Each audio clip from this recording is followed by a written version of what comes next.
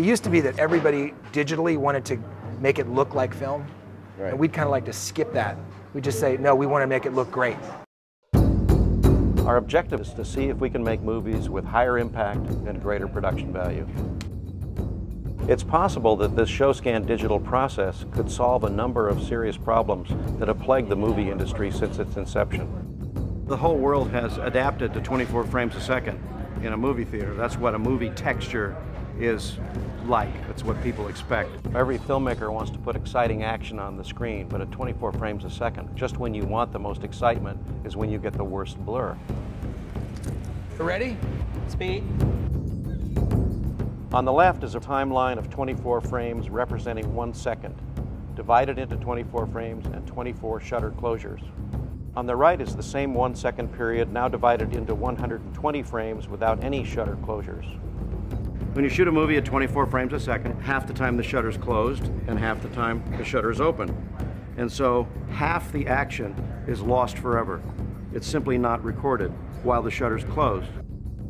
Now with electronic cinematography, it's no longer necessary to think of movies as a rigid series of photographs.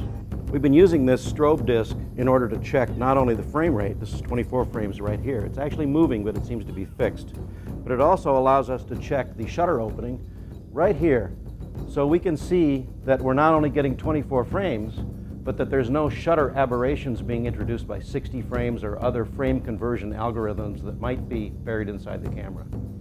Having shot our original images at 120 frames per second, we can combine 3 frames into 1 and delete the next 2 to get 24 frames per second. What's really exciting to me is that we shot material at 120 frames, and we can look at it any way we want. We've already proven the key aspect of this, which is that shooting at 120 frames and going down to 60 and 24 definitely works just fine. Looks exactly like if it was shot that way.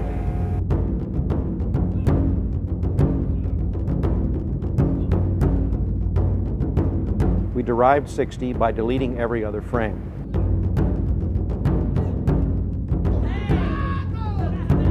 The crispness of the 60 frame derived from 120 frame is strikingly not blurred. We get into blending and bringing in 60 frame material into a 24 frame larger frame.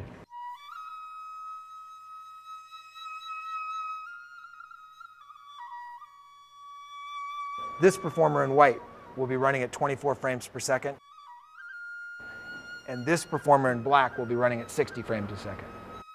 All of this photography will be produced at 120 frames per second to give us as much motion data as we need.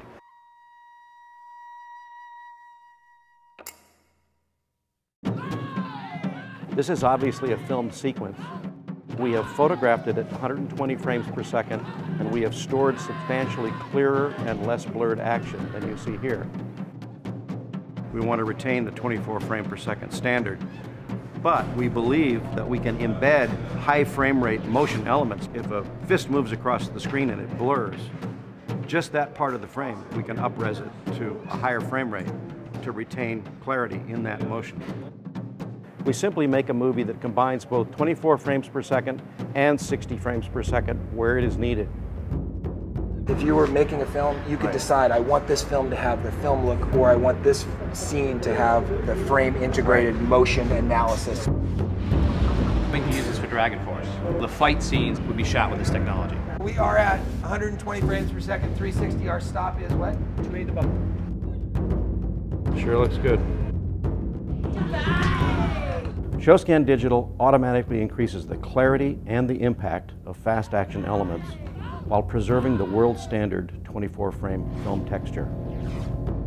The transition of film production and exhibition to an all digital medium is being driven by 3D. Yet 3D suffers worst from the shortfalls of 24 frames.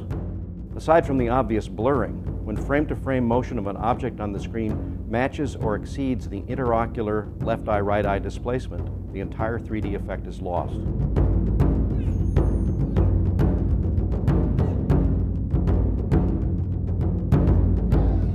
Now it is no longer a question of whether digital photography and projection are able to emulate film.